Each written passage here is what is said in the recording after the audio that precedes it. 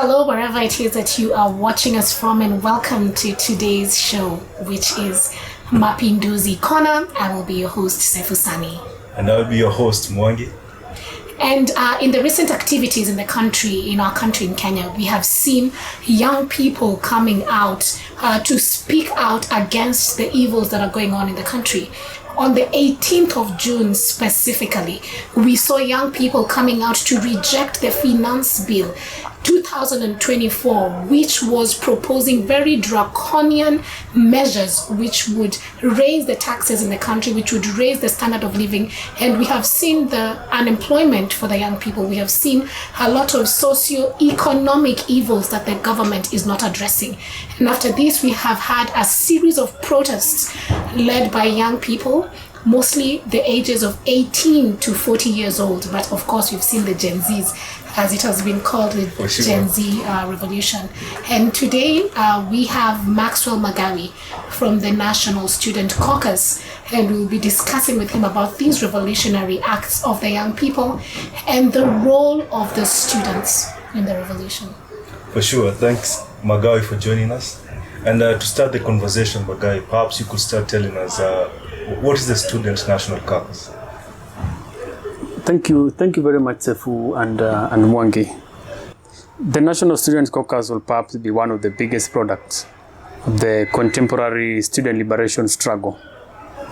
It's an outcome of very deep reflection of a generation of student leaders who came to appreciate that there was a gap that had historically been existing within the Kenyan student movement space, and that was the gap of an institutional framework that spoke strictly to the leadership realities within the student movement.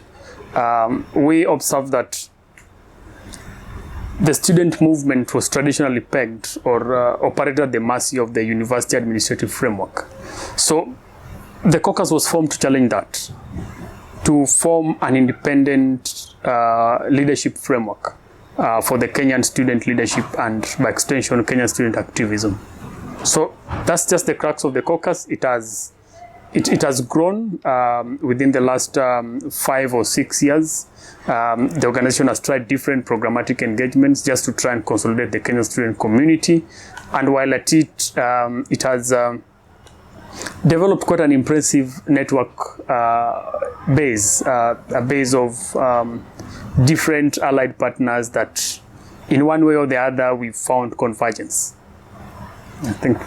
Thank you, Magawi, and of course for explaining to us the role of the National Student Caucus. And of course in Kenyan politics, we have seen the students coming out. Of course, this was in the early 90s and also in the 80s, where the students had a role and a voice, especially when it came to the politics of the country. We see some of the leaders that we have today, like the governor of Siaya, James Orengo, who rose into where he was because of the student politics and because the students were coming out to speak against the evils of that time. During the protests that happened, most of the demographic of the young people that were there were the students. What is the role and the voice of the students, especially during this time of the protests and the revolutionary acts that we can see of the young people on the streets? Thank you very much. If there's anything that the Gen Z protests have so far, pushed home, and is the fact that our struggles are interlinked, and the identity of the student movement in the ongoing Gen Z protests is not conspicuous.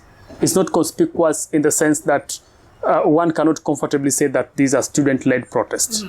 But then, if you care to look deeply enough and appreciating the age bracket, or the age bracket that defines the Gen Zs, these are people between 18 and 27.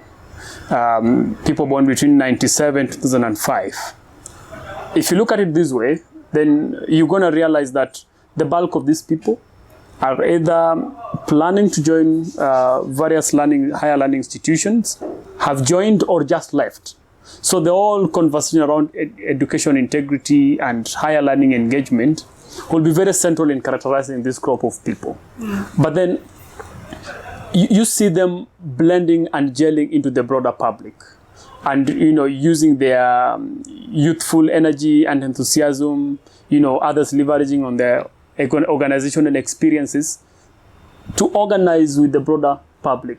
So at this juncture, it could be a mimicry of the 90s during the fight for multi-party democracy and the spirited fight that the Kenyan people had against the Moi regime, when the student movement, not only engaged in clothline student politics, but then instead had an opportunity to attach their struggles to the broader public struggles. But then in all this, we understand that one of the best ways of consolidating the gains of this struggle is to, have sectoral grievances coalesced into one space. So relevant to the student movement will be an opportunity for them to, consolidate some of the major education integrity issues that needs to be mainstreamed into the broader, Gen Z conversation. For instance, the whole question of education funding, the controversial new university funding model will be very central to the student community chiming into the broader conversation, because these are space that has been jointly created, but then we see different factions bringing in their different issues to create a pool of some sort of a collective. Yeah. And Magawi, before Mwangi takes over with the next question, we have seen some of the fundamental issues that are happening to students, which also chime into the issues that the young people are speaking about. One is the issue of the help, which now it's having a bit of issues on how the students are going to be funded. And this all arises from this new government that has come in, etc. We are seeing issues with higher education and even the fee that the students used to pay, the ones who are being taken into the government program, which has now, increased significantly.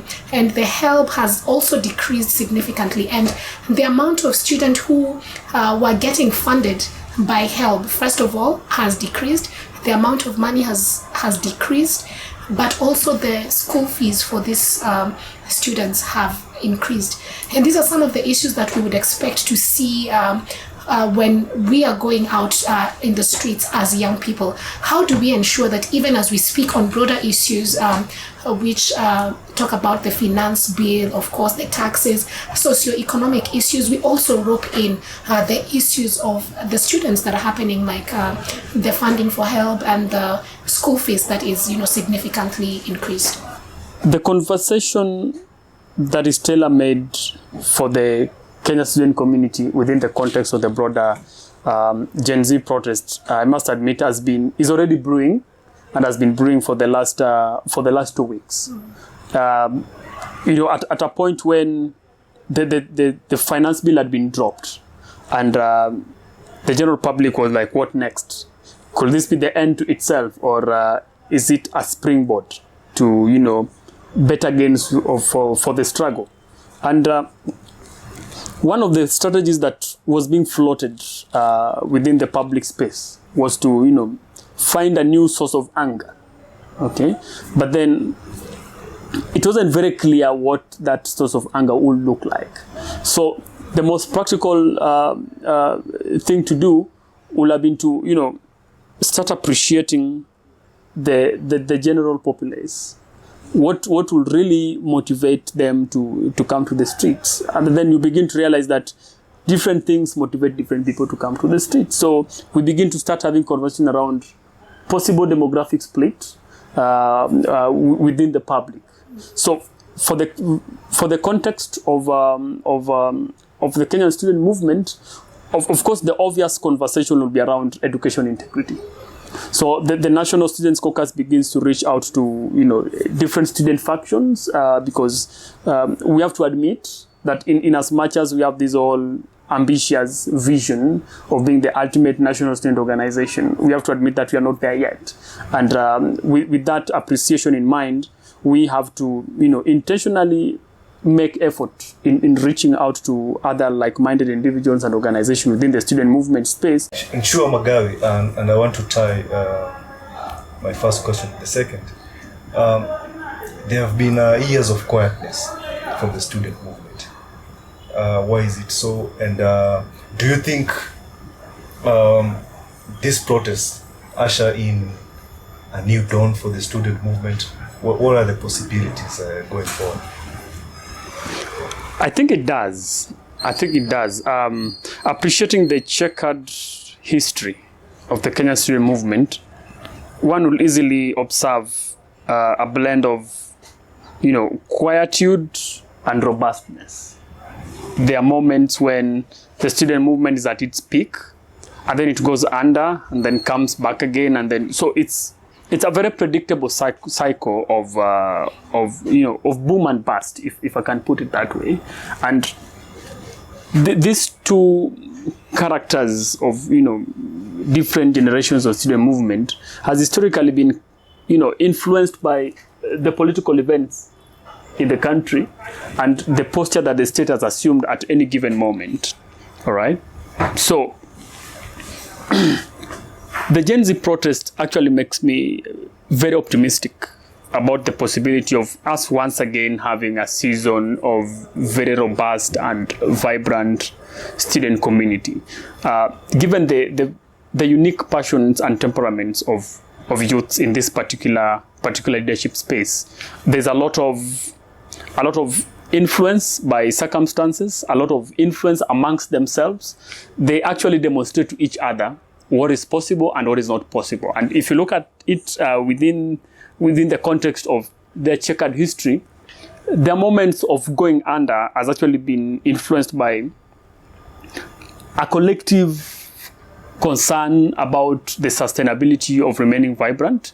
And then when they come back to the peak or when they become vibrant, then you still see the collective motivation amongst themselves to be active. So the GenZ protest is actually a moment of collective motivation amongst young people, and it will inevitably spread into the various higher learning institutions.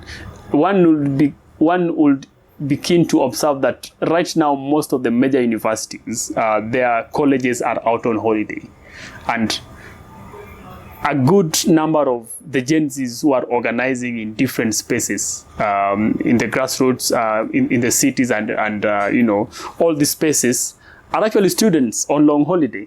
So one will easily tell that when they go back to, finally go back to school, when, the long holiday comes to an end and they're back to school, one can easily predict that the hangovers of Gen Z revolution and protest would easily find their way into the hostels and lecture halls. So it's yet another moment for student vibrancy.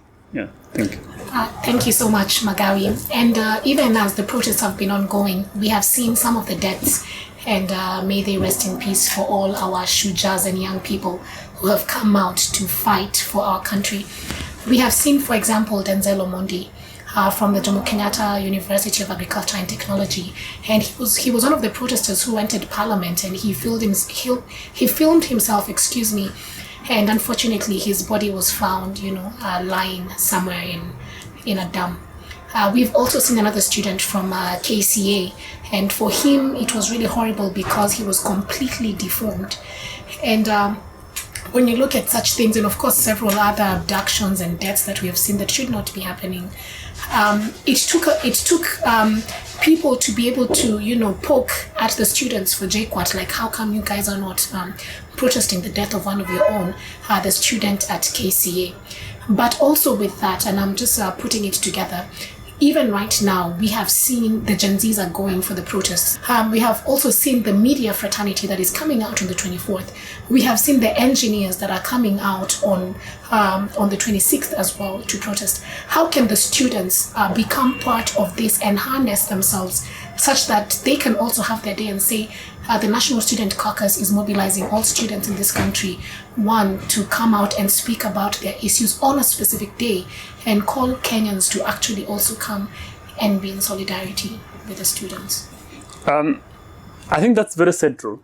Your question is very central to, the ongoing efforts by the National Students Caucus and other factions in trying to consolidate the voice of the student movement and just throwing it into the broader conversation on the Gen Z revolution. On our end, I think the first step is already what we're trying to do. We're trying to package student issues in such a way that when we finally set aside a day, we join the rest of the engineers, the doctors, the journalists. When we finally set aside a day for the student movement, as a faction in this particular struggle, when we finally set aside a day for the street action, then the students are gracing the streets with very clear demands, with very clear understanding of what they need to see for them to consider themselves successful in pushing for their demands. So it begins at the narrative front, and that is what we are building on at the moment. We have to build a narrative that not only supports the grievances of the student movement, but then comfortably fits into the broader narrative of national liberation.